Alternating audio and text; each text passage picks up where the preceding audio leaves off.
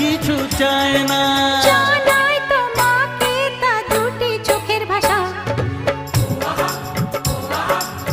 এই তো ভালোবাসা।